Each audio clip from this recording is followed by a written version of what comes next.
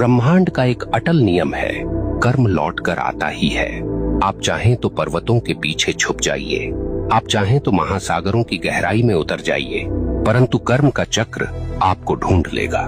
क्योंकि यह संसार किसी राजा के कानून से नहीं चलता, यह चलता है ब्रह्मांड के न्याय से। और ब्रह्मांड का न्याय कैसा है? निर्दयी, निष्पक्ष और बिल्कुल सटीक। यह न तो रिश्वत लेता है, न पक्षपात करता है। जिसने जैसा बोया है वैसे ही काटना है। अक्सर लोग पूछते हैं, अगर कर्म इतना ही शक्तिशाली है तो क्या प्रार्थना, तपस्या या दान इसे बदल सकते हैं? सुनिए, प्रार्थना से आपका हृदय शुद्ध हो सकता है, तपस्या से आपका मन स्थिर हो सकता है, दान से आपके कर्मों में प्रकाश जुड़ सकता है, परंतु जो किया है उसका फल भुगते बिना कोई विकल्प नहीं। हाँ, आप उस फल को हल्का कर सकते हैं, उसके वार को धीमा कर सकते हैं, परंतु उससे भाग नहीं सकते। ब्रह्मांड की अदालत में तारीख टल सकती है, पर फैसला कभी रद्द नहीं होता।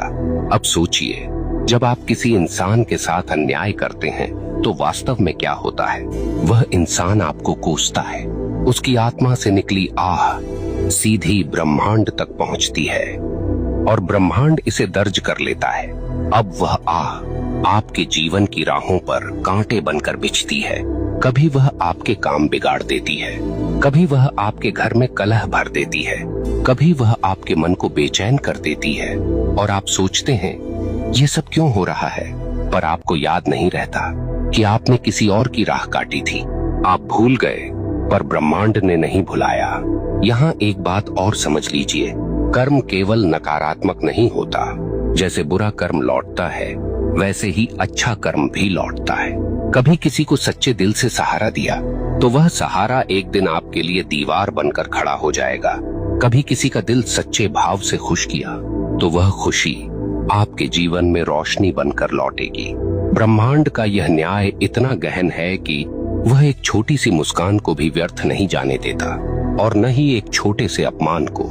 यहाँ मैं आपको एक कठोर सत्य बताना चाहता हूँ, आपका कर्म केवल आपकी वर्तमान जिंदगी को प्रभावित नहीं करता, यह आपके अगले जन्म तक जाता है। हाँ, जो कर्म आपने अधूरे छोड़े हैं, जो गलतियां आपने स्वीकार नहीं की, जो दोष आपने ढोए पर सुधारे नहीं, वे सब अगले जीवन में भी साथ चलते हैं। इसलिए कहा गया है, मनुष्य अपने कर्मों का वारिस है। आप सोचते हैं मैं तो मर जाऊंगा, इससे किसे फर्क पड़ेगा? परंतु मरने से कर्म का खाता बंद नहीं होता। आपके शरीर का अंत होता है, पर आपकी आत्मा वही सब लेकर आगे बढ़ती है। ब्रह्मांड तब तक चैन नहीं लेता जब तक आपको आपके कर्मों का फल न दिला दे। अब आपसे एक प्रश्न पूछता हूँ, क्या आपने कभी देखा है कि कोई बच्चा जन्म लेते ही संघर्ष में होता है और कोई जन्म लेते ही वैभव में?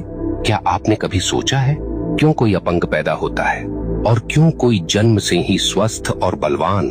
क्यों कोई भूख में जन्म लेता है और क्यों कोई सोने की थाली लेकर? यह सब संयोग नहीं, यह सब कर्म का लेखा है। ब्रह्मांड किसी को बिना कारण दुख या सुख नहीं देता। अब एक और गहरी बात, कर्म केवल व्यक्तिगत नहीं, सामूहिक भी होता है। कभी आपने देखा है कि किसी पूरे समाज पर विपत्ति आती है, पूरा नगर डूब जाता है, पूरा गांव अकाल झेलता है, कभी कभी पूरे राष्ट्र पर संकट आता है। क्यों? क्योंकि उस समाज के सामूहिक कर्म का परिणाम वही होता है। अगर लोग सामूहिक रूप से अन्याय करें, सामूहिक रूप से भ्रष्टाचार करें, सामूहिक रूप से निर्दोषों को सताएं, तो उसका फल सबको भुगतना पड़ता है। यही कारण है कि इतिहास गवाह है, सभ्यताएं उठीं और सभ्यताएं मिट गईं,